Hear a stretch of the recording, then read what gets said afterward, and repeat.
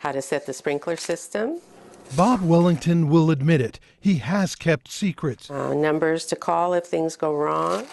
even from his wife. She couldn't tell me. It's classified. This was He takes that seriously. This was black ops. The year was 1979, the place, Iran. 52 Americans were held hostage at the U.S. Embassy. We met in the Situation Room. And Bob Wellington was in on those discussions at the White House to rescue those hostages. There were 13 of us that were responsible for the planning. Bob was a communications officer for President Jimmy Carter. I was pretty amazed, yeah. I didn't know why he didn't tell me sooner. Late yesterday, I canceled a carefully planned operation. He had to keep that secret until it became declassified a few years ago. I'm pulling. Right around the time of the cupboard incident. It's stuck. His family talks about with affection. And I couldn't figure it out. I was watching him and I couldn't believe what he was doing. It's just stuck. It wouldn't open. And I said, "What are you doing?" I'm reaching down, and I'm reaching up here, and it's stuck. He said, "I'm trying to get this open." And so Nita points out that all I have to do is reach over here, open it up. Yeah, the light bulb went on. There it is. I knew something was wrong. Opened just fine. And my stomach was just... It would have made perfect sense to keep all of this a secret, too. It opens just fine. You know that this plaque is eating away at your brain. Keep it to himself? Very nice. No way. Good job. Now you've got a kind of a decision to make. Bob and Juanita want everyone to know that we're not ashamed of it. Yeah, there's no stigma. Yes. Yes. he's living with Alzheimer's.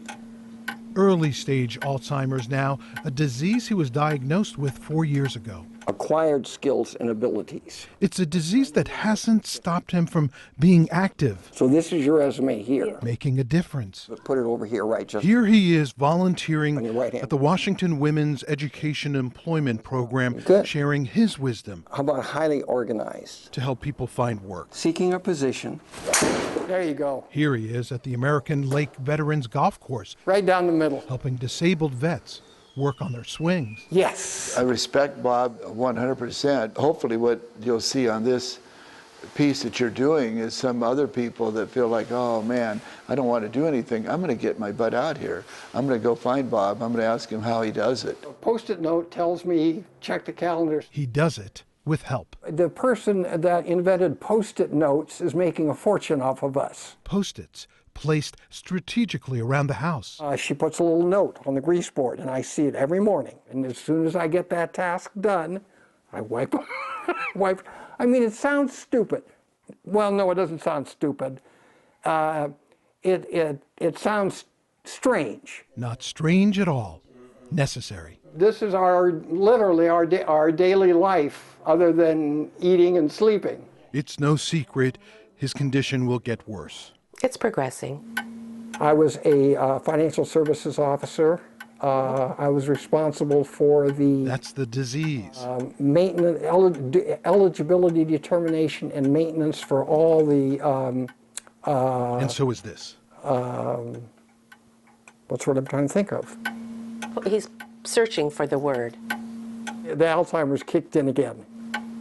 It just got gummed up in there. Bob and Juanita call it their new normal. They've learned to live with it, and living with it. Paperwork I need. Means Juanita needs to get out her little book. Lawn people, sprinklers. And write down the things still in her husband's head. Once you get prepared and feel like you can handle what's going to happen, you don't have to worry about what's going to happen. You just live for the now. So that's their secret. Well, not anymore. Living for the now.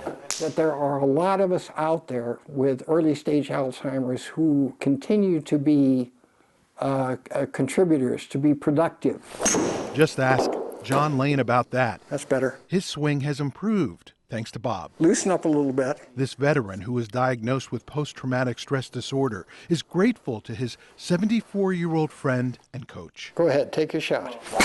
He's not letting it control his life. Right there. He's trying to control it as best he can, albeit he's had to make a few modifications to his lifestyle, but he's done that very well. Just a shade longer. All part of his new normal. And so is this. Brain teasers. He does the most difficult Sudokus you could ever find.